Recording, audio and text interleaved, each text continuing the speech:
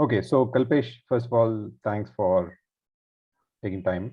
And the idea of getting people together on this community was, inside sales is growing as a profession. SDRs, account executives, sales managers, it's a new world we live in, dominated by data, process, and tools. And it's becoming a lot of a team game. And it's a very global profession today. So we've been wanting to get people share knowledge, really like a water cooler, digital water cooler of sorts.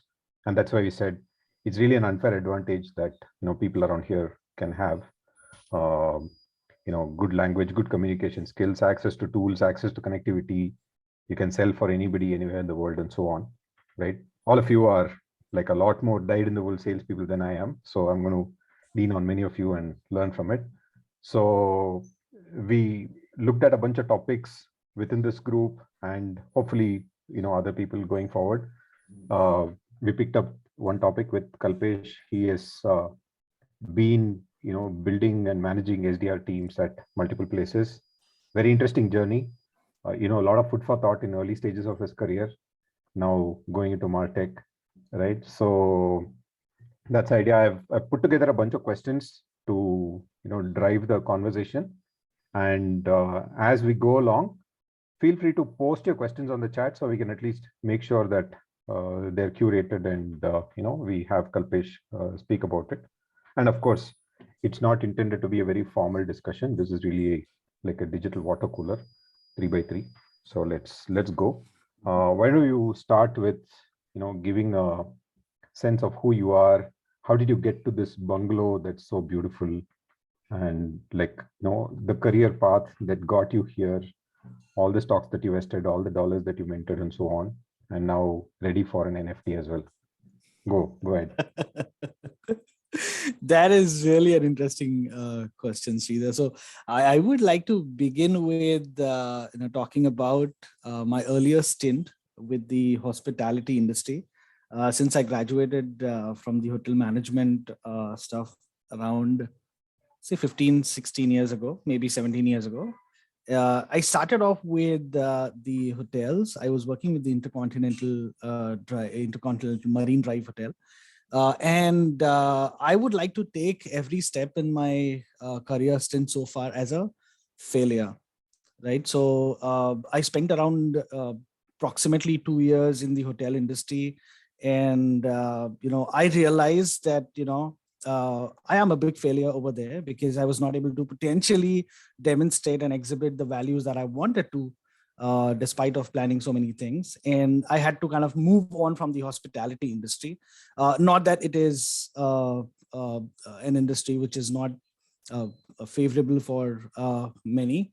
It is definitely one of the best industries to work with if you really have the blood in your genes. So I think I realized it early on in my career that, this is something that I will not be able to be successful at, despite having a pretty good time at the hotels, right from serving as a food and beverage assistant, serving the VIPs, and then, doing a lot of run around from one restaurant to the other, managing the banquet functions, managing a lot of other things. A lot of plethora of guests, the VIP guests, the VVIP guests, a lot of things goes on, right? From, from the order, the booking and the reservations and all that stuff, right? So it was a great experience to have, but something that I found not be able to, sail through for a very long time. So I got an opportunity to work with the BPO industry right on after a couple of years that I spent with the hotel industry. And then I started working with Convergys to begin with.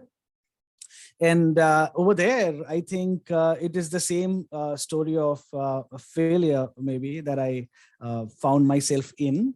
Within kind of 1.5 year that I spent around in Convergys, it was all about handling the customer the irated customer calls from the Australian markets. And I had no sense and no idea about how things are going on, because right from the hospitality industry to the BPO industry, it's all about the fad that was going on at that point in time. As to if you are in the BPO industry, you are like the cool dude, right? So I thought let's take a shot at it as to how how will I be able to fare well in that. But less than a couple of years that I spent with Convergys, it became a kind of a monotony to an extent. And I started realizing that, this is another set of failures that I'm expecting to launch in my career. So let's move on at this point in time before I, hit stagnancy.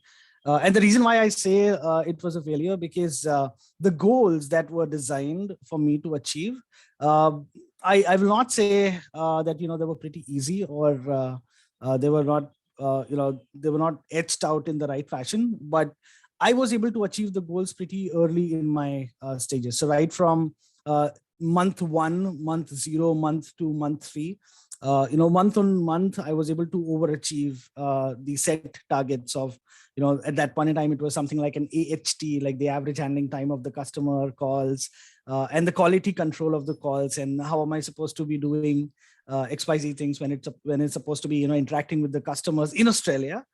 I started kind of overachieving my targets over there, and I thought, this is something that I should be stretching my targets more, stretching my goals more. And hence I thought, I am failing at this point in time, so I need to move on. And right on, I got an opportunity to work with something like Citibank, which was CGSL then, and then it was taken over by TCS, of course. But since it was the banking and the financial industry, it was pretty interesting. It was, and of course, then I got this opportunity to enter the North American market. So from then till now, I have always been serving in the North American markets. Right from the stint of Citibank till today, I have always been working in the night shift, right? So I spent around 4.5 years in TCS, serving the customer sides, of course, and it was all about processing the credit lines, the processing the personal loans, and a lot of other products that we were handling at that point in time. And it was very close coordination with the underwriters who were based out of the North American markets, and the nuances of the finance industry is what we got to learn. And again, I spent around 4.5 years over there, and found that I climbed up the ladder pretty smoothly over there, and found that I am again kind of falling short of my own quota and goals, because was able to achieve the goals pretty rampantly and pretty easily over there as well. And then one of my friend who was pushing me towards getting into this market research industry, where I had no idea about what it does to us. So I had I had zilch iota of any sense of what is happening in the market research space, or the investment research space, or in the intellectual property research space. So I had to do a lot of research before I appeared for an interview. And that was Aranka, by the way, a phenomenal company that I got a chance to work with. And that's where the real journey of me leading a team began. So of course, I started off as an SDR, as a sales development representative over there. And pretty early on, I think within 18 to 20 months, of course, month on one, right from month 0, I was able to kind of, achieve the targets that were set. And the targets were all about, speaking with the North American. It was B2B, of course, right? So after the hospitality, I got a chance to work with the BPO industry, and then to the research industry, where it's purely about we speaking and getting a chance to interact with the B2B side of the business. So thereon, it was all about, generating leads and getting in touch with the right customers. So over there, it was understanding the 4 different verticals that I just talked about: IP research, investment research, and the other things. Right after 18 to 24 months, there was an IGP that was conducted, and of course I got through that. And it is a phenomenal breeding ground for the real talent who really want to work in the research space, right? So I think Aranka was pretty kind enough to understand that I can handle a team. So a team of around like 12 to 15 people were handed over to me. It was all about how am I going to be replicating the success that I have demonstrated in the past. So I was able to kind of split the team, ramp up the team until 20-25 people who were kind of spread across Mumbai and Gurgaon. And then I spent around like 5 years over there, five and a half years. And that was again in the market research space. And then this MarTech industry that I got an opportunity to work with. So this is one of the biggest opportunity that I have ever landed on till date in my career, which was with Netcore Cloud, which is my present company at this point in time. And it was all about, building a team from scratch. So there was no trail of we entering into the North American markets 3 to 4 years back. And then, when this challenge was kind of bestowed upon me, I think it was a real challenge. Of course, something like, starting the team from zero, starting it from scratch, and then, making sure that we are entering into the markets at the right point in time, understanding the nuances, because we'll be kind of, competing with the tycoons and the giants in the North American industry. It's the MarTech space already, right? So there's a big portion of share which has already been acquired by the giants over there. So it was really challenging, and it was really kind of fascinating for me to kind of build the team from zero. And now that we are a team of around planning to ramp up until maybe 2025 SDR at this point in time. So the reason why I keep saying that it was a failure in every stint is because I go with the notion of, if you know that you are successful, the odds of you becoming more successful are vanishingly slim, is what my understanding towards success is. So we have to maintain a little dynamic balance about how do you think about failures and successes, and that's what has brought me here at this point in time. Very cool, man. Like incredible. Hospitality to BPO to market research to MarTech. And is the room in your background the inspiration from Intercontinental? Oh yeah, that is one of the presidential suites. It is very similar to the decor and the ambience that you see at this point in time. Awesome. So typically when people build teams and become successful at doing it, right, there'll be some superpower they'll have. What's yours? Superpower. All right. All right. I love the word superpower because it is associated with superhuman beings, or rather someone who's kind of, rescuing the people who are really under the threshold of pain. So I think what I usually do is, this is how I exhibit my superpowers to say, I usually take a parachute and land in everyone's schedule to begin with, So I make sure that, everyone in the team is kind of, strategically aligned with the higher organizational goals. So first of all, I want to understand, what has made them, land into this role that they have taken up. And it's all about, tracking the optimization. So tracking the optimization to the T is something that I've always been doing. And my goal is for everyone in the team is to ensure that, everyone that works in the team that I have asked to lead should have an aim to develop a certain skill set that they never had or never possessed in the past, but they have a very hungry desire to kind of have this skill set for a very long time. So for example, if someone might have the desire to say be good at public speaking, or probably doing an XYZ amount of research on any industry, then what has that specific person done to ensure that he himself has taken the accountability to augment his skill set is something that I do. And once I diagnose that early on in the interaction and the interviews and the conversation that I have with the team members, I kind of, take a parachute land into that and do a very strategic kind of an approach towards that. So that, investing a lot of time and energy in upgrading the intrinsic value of a person is something that I believe in completely. And there is this process of, getting into, so this is a little bit tactical that I would like to talk about here is, everyone in my team are so aligned with the higher organizational goals that there is one of the exercises that I do. So for example, I always try to give this analogy in the team as well. So for example, if Christopher Nolan is, making a movie like an Inception or an Interstellar, the movie doesn't happen right, within a snap of a finger. The first thing that they do, the first thing any of the director that makes movies does is make sure that they have a blueprint in their heads, right? So it is all about, how you start imagining about the things that you want to portray on the screen or on the celluloid. So at this point in time, when, everyone kind of, takes up a briefing, I take up a briefing with my team. most of the people and almost every one of the person in my team starts with a meditative process of they have a specific TAL, they have a specific target account list, they have a specific list of prospects that they are supposed to be targeting, right? So how about if you spend around 2 to 3 minutes to get into the deep meditative process of, having this process done inside your head, stating, for example, if Sridhar is my prospect, and I am kind of, hell bent on having Sridhar in a conversation with me to understand what my business goals are or what my value proposition from a product standpoint are, then what I'll do is I'll take a deep breath. I'll sit idle for at least 2 to 3 minutes. I will ensure that this activity is really happening in my head, that, Sridhar is speaking with me. Sridhar is a prospect from whatever company that I am representing. And then, he has agreed to have a conversation with us, and then sending a calendar invite across. He's accepting the calendar invite. He's getting on a call with us. He's getting, this is a fun conversation that is happening between Sridhar and the account executives. And then they have agreed to kind of, sign the contract.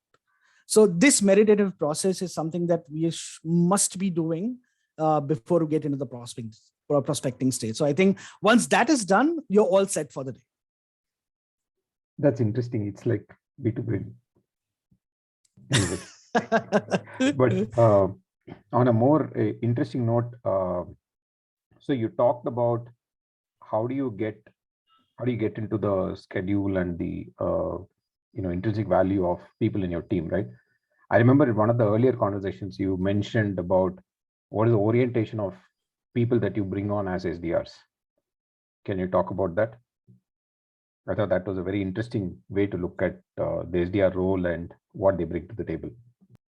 Yeah, correct. So I think during the interview process, early on during the interview process, what I kind of, majorly look on is if the person I'm talking to, or if the person I'm interviewing has been under the conscious control of his or her actions throughout whatever span of time that they have spent in their previous organization. So talking about their goals, talking about, what kind of, measures their success in their previous stints is something which is very important, and how they have been in control of their progress of the roadmap.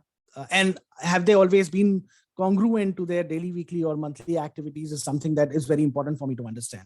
So it becomes a little tactical when I'm kind of, assessing people, because I want to understand, how have you spent your day? How have you spent, if, for example, if someone has spent around 2 years in a specific company, I really want to get into the skin of the game and understand how they have spent those 2 years, right? So most people, talk about the cliched honeymoon period of the first 2 months, that it is going to be, take it easy, and you relax about what you're doing and on. But I have a counterintuitive approach to the first 2 months. Is it is important for someone to really understand why have they been selected into that specific company that they have spent already 2 years or 3 years or 1 year to say, and how they were able to kind of, strategically align their weekly activities, monthly activities, and then drive towards the quarterly goals, or the half yearly goals, or the yearly goals that they say. So this is how I kind of try to kind of measure their success. And I also want to understand, while I speak with the candidates, I want to understand how they perceive the brand that they have worked with. Do they really own that specific brand? For example, if I'm working with Netcore, Sridhar is working with B2Brain, despite Sridhar being a co-founder, I want to understand how Sridhar owns the brand. That is something that I want to see in each person before I kind of add them into my team. This owning the brand is a very interesting point. I mean, there's a lot of talk and conversation that in many B2B interactions, the SDRs tend to be the first stop or the first true representative of a brand to the prospect, right? And that seems like quite an interesting thing. How have you seen I know you've built teams at Netcore, right? You built teams across several years now. How have you seen this view of yours help or come in the way of your hiring? Okay. So it all depends on the kind of conversation that happens between me and the SDR candidates or the candidates that I am interviewing. So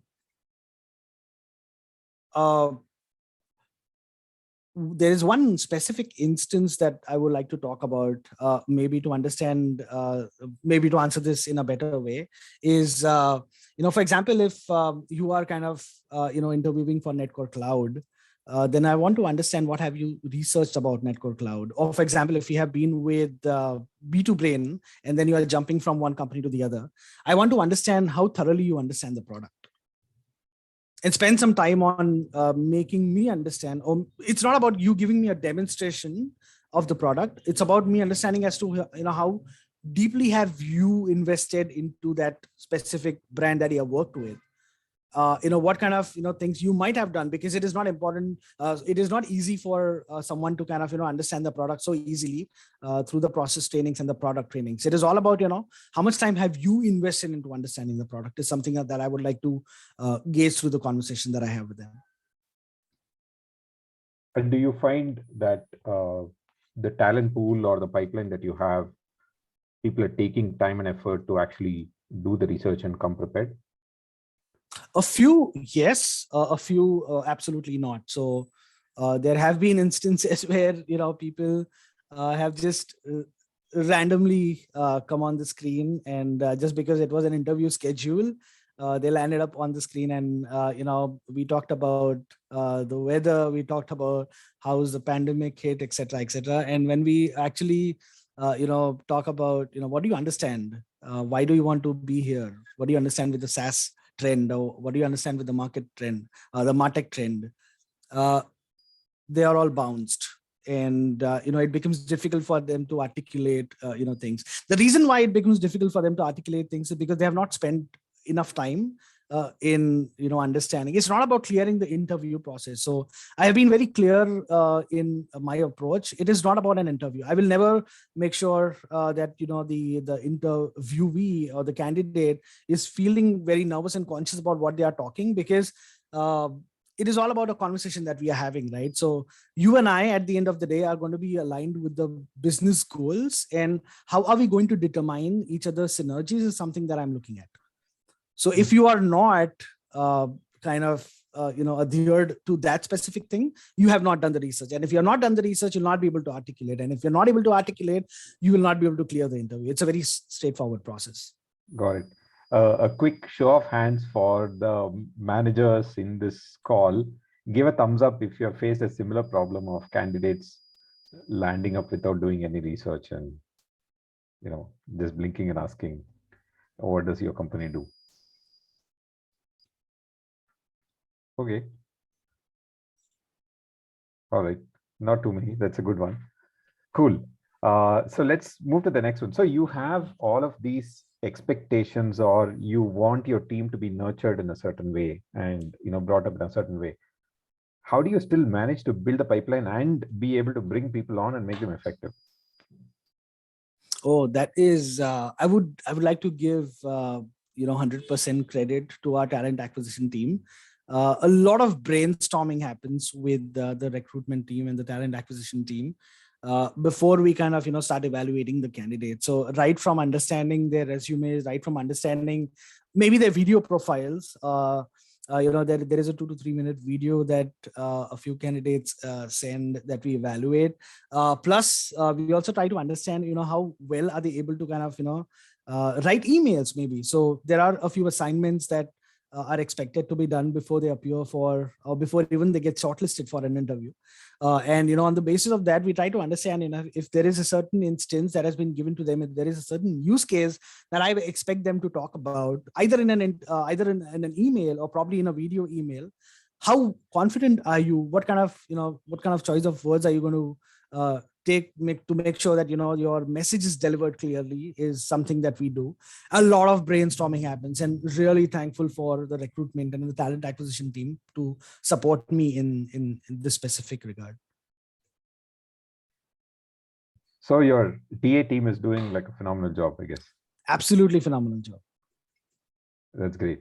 So let's say you have built the pipeline. are there specific kinds of people that you think are great when you want to, bring in people at an entry level or at like a, 1 to 2 years experience level? Are there pockets like, there are people who say, you know, people from a certain profile or certain kind of colleges or from, certain backgrounds are better and so on and so forth. Do you have you found any patterns? There are a few patterns that I can think of, but mostly if they are more related to the SaaS industry or the MarTech space, or if they are freshers, then of course what they have done maybe in the digital marketing space. So if they have taken up an MBA course, how well do they understand the digital marketing space is something which is very imperative in the first place. So yeah, these few nuances are very important before we kind of get through selecting the candidates. Cool. Let's say you brought in people, you've hired them. Okay. Now you got to train and get them going. Mhm. Walk us through that process. What happens? How do you get people to really, hit the ground running and fire on all cylinders? Okay. All right. So I think once they have on board with Netcore, right from day zero, as I also previously mentioned, I do not consider the first 2 months as the honeymoon period. I consider that how much desire that you have to digest the product as much as you can in the first 2 months is something that I look at, right? So right from day zero, I let them run into a kind of a simulation mode as how to become the best version of themselves. So the product training is in place, the process training is in place, the process document is in place. Give as much time as they can to understand what has happened in the past and what are the use cases that we can talk about if we get a chance to speak with the prospect. So it is all about, if there are any success theories or if any success stories in the past that have happened, then if I'm able to try to emulate it, how will I be able to better and emulate it? It's not about, copy pasting someone else's success. It's all about picking those small nuggets from the past, getting through the process, to ensure that you are taking the entire accountability of learning the entire product of what you'll be speaking with the prospect. So the reason why I let everyone go through the thorough the process training and the product training is because the first notion that everyone has as an SDR role, that you are not going to get much time on the calls to speak with the prospects, right? So if you get those first 5 seconds to speak with the prospect, how are you going to monetize on the first 5 seconds and convert those 5 seconds into the next 15 seconds, and then the next 15 seconds into the next 60 seconds, and how those 60 seconds then get converted into a 30-minute phone call?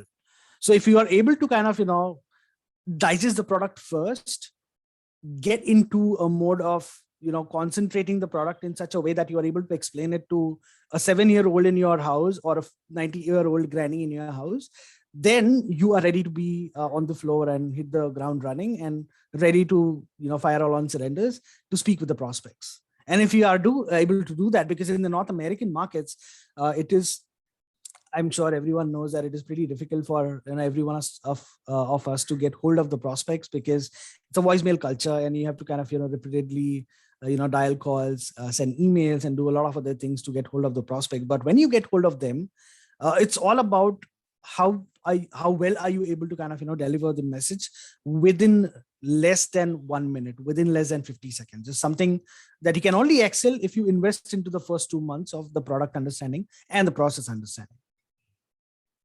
Very cool. So there is a question from Anoop, and I think it's very relevant to what we were just discussing a little bit ago in terms of identifying and spotting people that might really make a difference in your team, right? There must be some indicators around their hustle and their intention to come forward and make something happen in the interview process or in your conversations with them. What are those? I mean, are there some patterns or some indicators that you've seen that indicate to you, man, this person looks like they will make the cut? Okay, talk us through some of those. Like, what do you look for in candidates beyond like the regular research and they talk about the company? There must be something that they have to stand out from the rest.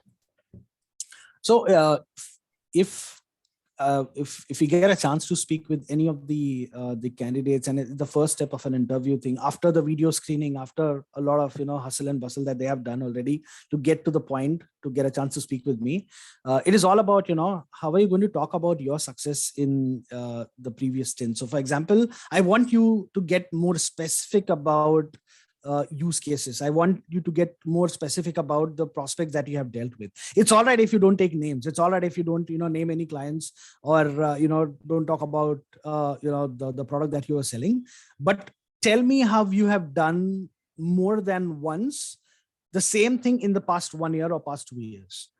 So if the person is really good and really successful at what he has been doing in the past, he will have ample of stories to talk about.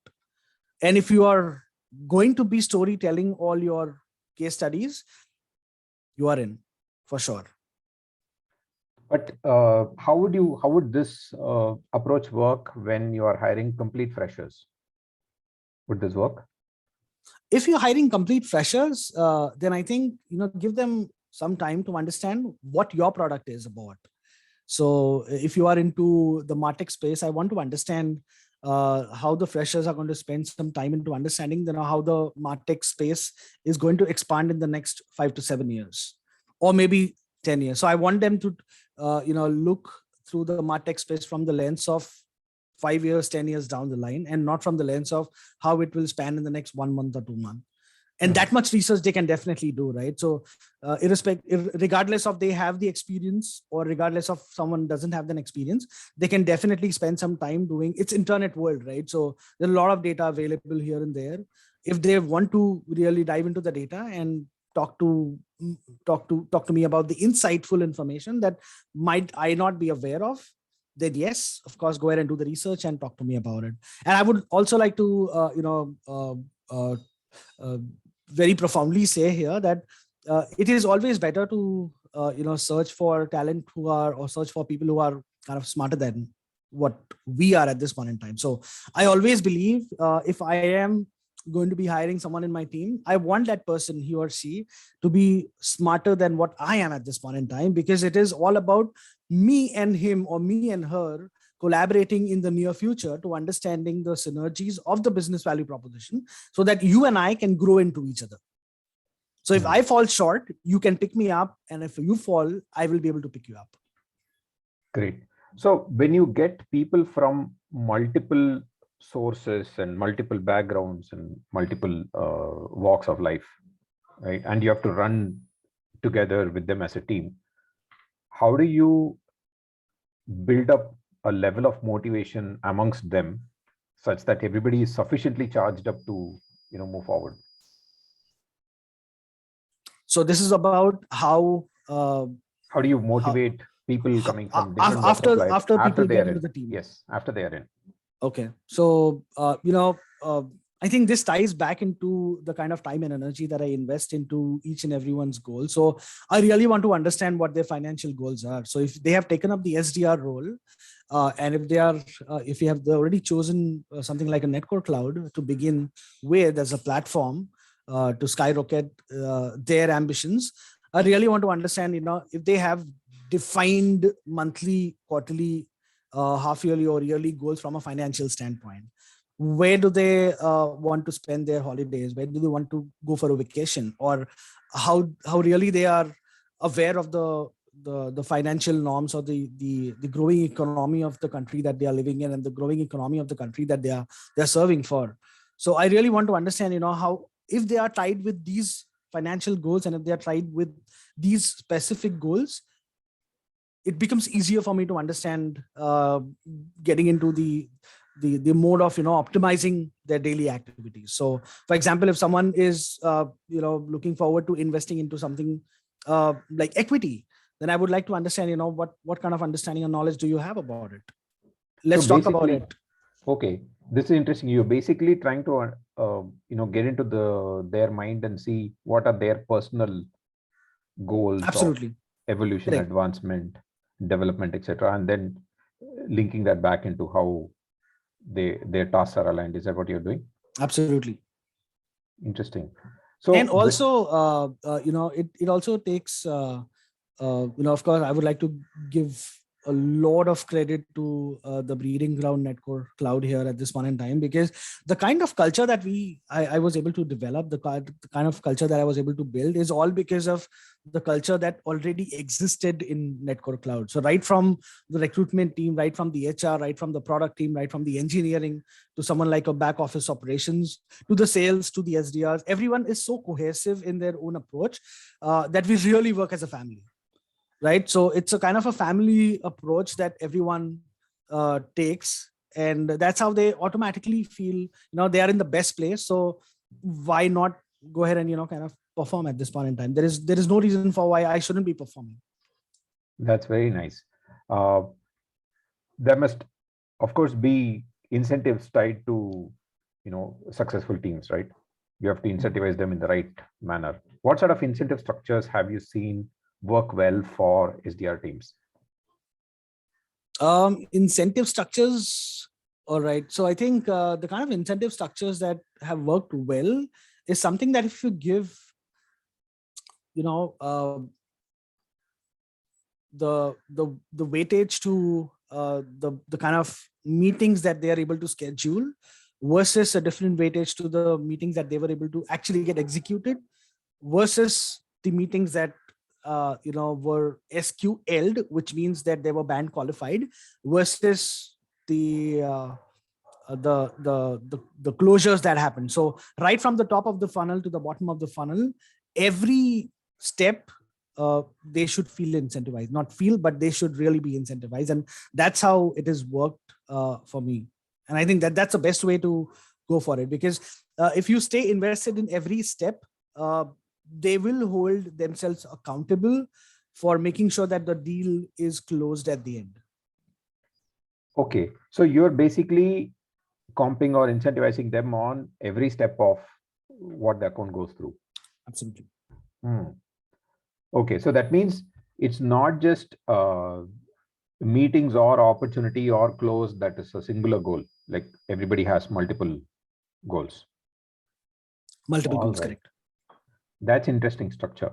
Is it cumbersome to execute it, or is it easy enough to kind of execute it or operationalize that structure? Not at all cumbersome to execute, because the overall agenda here is to make sure that everyone understands that they are invested from 0 to 100.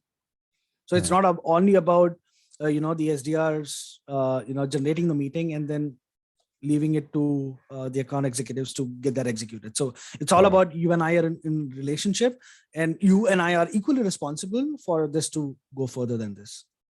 Got it. I'm sure people might have more questions for you around that structure. It definitely sounds very interesting. They might have most questions for you on additional detail around how do you design that plan, because it's I mean, on the face of it, it's very well aligned with the SDR also having a role to play in the final outcome of an account, right? Rather than just a singular metric of just meetings fixed or something like that. Right? Absolutely. After which you don't have any handle on it, then yeah, that's awesome. There was one other question. By the way, all of these questions are questions that have come to me from Anup, Shekhar, Manuel, Yashwant, Shiva, all of these people. Okay, so I'm just kind of weaving them into the flow. That's all. If you have to like grow this team right now, you're what, like 15, 16 people in the team. Okay. At some point in time, you'll want to identify some folks who might lead like a smaller group, or grow some managers from within, or even find ways to a level of healthy tension and creative competition is great for teams, right? How do you foster that need for, or how do you foster that culture of people working together yet wanting to stand out or outshine or whatever? How do you do that? So I think this is mostly dependent on the principle of redundancy, is what I can take a shot at. My job is to ensure that someone up me becomes as early redundant in his daily, weekly, monthly activities as possible, and that accountability is with me. Similarly, it goes to the team as well. So as and when we see an opportunity to have a few clusters here and there will be cluster heads in the team, of course. And then these cluster heads will be more responsible to how to make sure that their own style of working becomes redundant and effective at the same time. And it also solves the bigger problem of the team. Okay, so you're basically what you're saying is you make your manager redundant, therefore, or rather somebody in your team makes you redundant, therefore they have Correct. a chance at leading what you are doing and so on and so forth. Correct. Take more responsibilities than they have given to, and it is not about imposing things or letting them know that hey, if you have done 10, I want 15. No, that's not the idea. If you have done 10, let's celebrate 10, and then if you want to, if you desire to, let's think about how can you make 15 about it. Tell me, how many hours in a day you have? 24. Okay, that's strange. I would imagine you have a lot more to do all of this, and you also carry a quota, right? Like you also run your own. Okay, fine. There's obviously a lot to learn. We'll come back. We'll come back on that stuff. There was one more question. How do you manage incentives? Okay, because I mean, SDR team success is so aligned with how nicely you design the incentive plan, right? I mean, in pretty much any team, success is kind of aligned with how well the incentives are structured. Okay, I would imagine your deal cycles can be a few weeks to a few months. Okay, how do you manage that? Instant gratification doesn't happen. An account is opened this month, but it closes in March of 2022, or it's a long cycle. How do you make sure that the team continues to realize that incentive? So since there is incentives on every stage, so if the meeting is booked, X number of meetings are booked, they will be incentivized X amount. Meetings are executed, incentivized X percentage, and so on and so forth, right? So as and when the stages get progressed, they will be deemed fit to be incentivized. And if, let's say, for example, this person, they set up a meeting this month and the deal closed in March, in Jan, this person took a role change and went to customer success. They continue to carry this incentive when it gets closed? Absolutely. If they were in the role when they booked the meeting, and when it got executed and when it got SQL'd, of course, if they are in the role or not in the organization, I think they are deemed fit to get the incentives. Oh, that's fantastic. I have not heard this very often, but I think it's a really, I mean, if it's working for you and you're able to execute, it's a fantastic system. At least I know it's very similar to how the VCs might operate. The partner moves out of the firm, but has made a bunch of investments. Now is in a different firm. Continues to have. It's not about moving out of the firm. Previous company and so on. Yeah, in the VC firm, there's no other role to go, but the same principle. Got it. Yeah. Your karma continues to follow you, right? So, true. So interesting. So there's one other question from Anand. So if somebody is a newly promoted SDR manager, how do you foster a collaborative environment with the rest of the folks? There hasn't been any newly promoted manager in my current organization as yet. Okay. We might be seeing this situation probably 6 months down the line or 8 months down the line. I'm not sure about it. So I really don't know how to answer that at this point in time. No yeah. There was one other point you made in one of our earlier chats. You said, there have been people who have moved out of your team to some other place and so on, right? Mm-hmm. And you mentioned some of them even today kind of recall interesting experiences they've had with you while working in your team. Talk about that.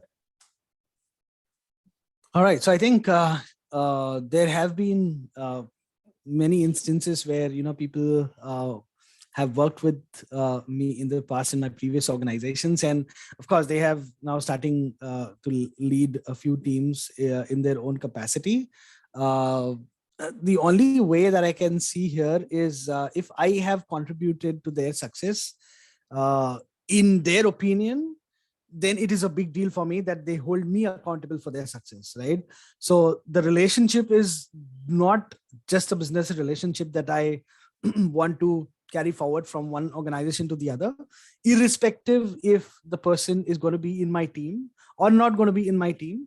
This cordial relationship that I will have with the with the SDR candidate or with the person that I was there in the team will continue for a longer period of time, maybe for 10, 15 years or more, 25 years down the line. So as I said that, and I stay invested into people longer than what they are expected to.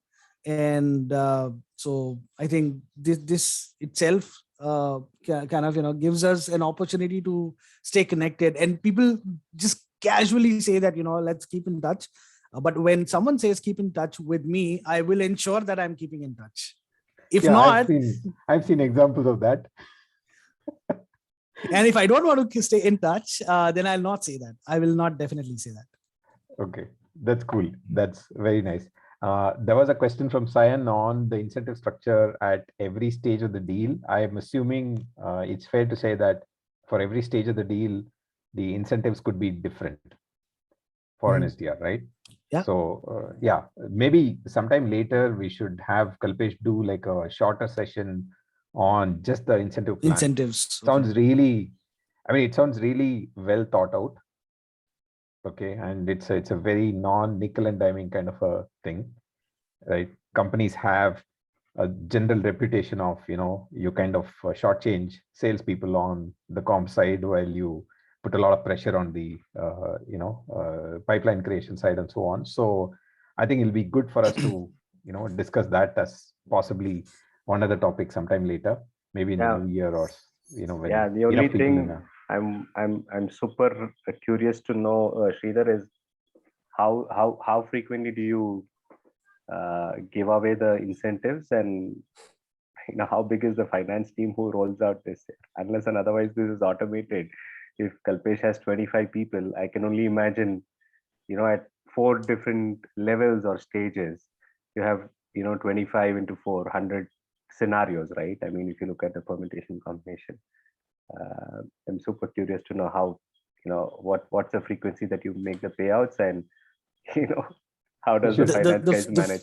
The frequency is as good as it is promised and committed to the SDR candidate, that is for sure.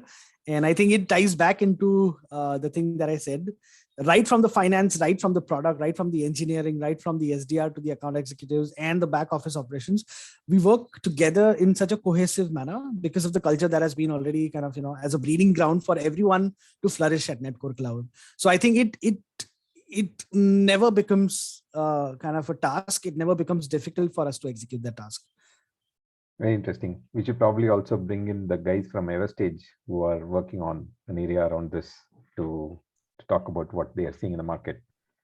Cool. I think we've kind of almost come to the top of the hour. I know a bunch of questions have come, and most of those questions we probably have asked. Kalpesh and I got connected, I think, early last year through one of our common friends, Veer. And since then, we've been chatting multiple times, had a bunch of back and forths, lots of interesting philosophical and tactical discussions. Finally, glad that we were actually able to get you to speak with everyone here. And sure. Team, also thank you for all the questions and stuff. It's a nice, cozy group. Everyone is vested in trying to make sure the SDR model works for their company, and therefore you're either executing it or you're managing a team. So therefore, it's a bunch of very interested people. Yeah, if there are more questions for Kalpesh, let's just open the floor and feel free to post additional ones. If there are no more questions, Kalpesh, I have a rapid fire. Okay, choose between 2. Okay, you can only have one question, Kalpesh, with regards to incentives to SDR. Mm-hmm. Is it pretty common when it's the on a percentage on closures given to SDRs. Is that a practice that you guys do at Netcore? A percentage, right? Yeah, it is. It is evaluated on the basis of the percentage of the deal value. Got it. And is it based on, is it, what do you say, the percentage of it, is there a benchmark for that? There are different benchmarks for different deals altogether. So it's very custom tailor made to an extent. Got it. It's not volume based, is it? Not only on volume based. Not only on volume based, yeah. And my thought here is it can differ from a startup to a mid market to a large enterprise, right? And also depends on what kind of a product suite that you sell within Netcore Cloud, right? There can be different permutation combination. Typically, That I've is right. seen this in sales, but I'm super happy to know that Netcore is following this for SDRs. Yeah, so it's all it all depends on the value of the deal closures, irrespective of the mid market or the enterprise. And Right. our team mostly focuses on the enterprise level clients anyway. So I think it all depends on the kind of deal, the value of the deal that was closed. Got it. Thanks. Cool. So here we go, Kalpesh, you get 2 seconds to answer. Mhm. Cold FaceTime or no cold FaceTime? No cold FaceTime. Okay. Email or cold call? Cold call. Awesome. Sales engagement or CRM? Sales engagement. BDR or SDR? SDR. Okay. Reporting to sales or reporting to marketing? Sales. Cool. That That's all I opens up. had. That opens up a next session with Kalpesh. Okay, awesome. Thank you so much. We just have a couple more minutes. Any closing thoughts you want to share with this team before we break for the weekend? Yeah, just one thing that I would like to talk about is, this is kind of an analogy that I always talk to my team about is if they understand that they are the doctors of their own profession, then I think it is going to be easier for them to understand how are they supposed to be diagnosing the real value that they will add to the prospects that they're going to be communicating with. So if you really want to be a thorough doctor of your prospects and the people that you'll be communicating with, then I think it becomes a lot easier to understand the product and get into the weeds of the product as to what things your product can offer versus maybe your competitors can or cannot offer. And if you have that clarity, then it becomes easier for you and I to have the conversation. So each SDR should be empowered with this kind of knowledge and process and the product training to which they feel a sense of upliftment at the end of the day. Awesome. That's great. In fact, if there are 3 themes that kind of were ringing across the entire session, for me, it was that great product knowledge, play to their intrinsic strengths and orientation, and very sophisticated incentive structure that makes sure that they get to derive benefit out of all the work that they've done. Yeah, I'm sure everyone has got their own set of takeaways, but thank you very, very much. Yep. Nice session. Really good set of concentrated learning. It felt like I was sitting in an onboarding program with you to join your team or something like that. But yeah, thank you so much. Thanks everybody. Thank you for all your questions. And yeah, we'll probably come back for more with people in this group and the rest of the folks from the community. Thank you and have a good weekend. Sure. Thanks, Sridhar. Have a good weekend, Guys. everyone. Bye-bye. Thank you. Thank Cheers. you, Sridhar. Bye. Thank you, Kalpesh. Bye. Thank you. Bye. It's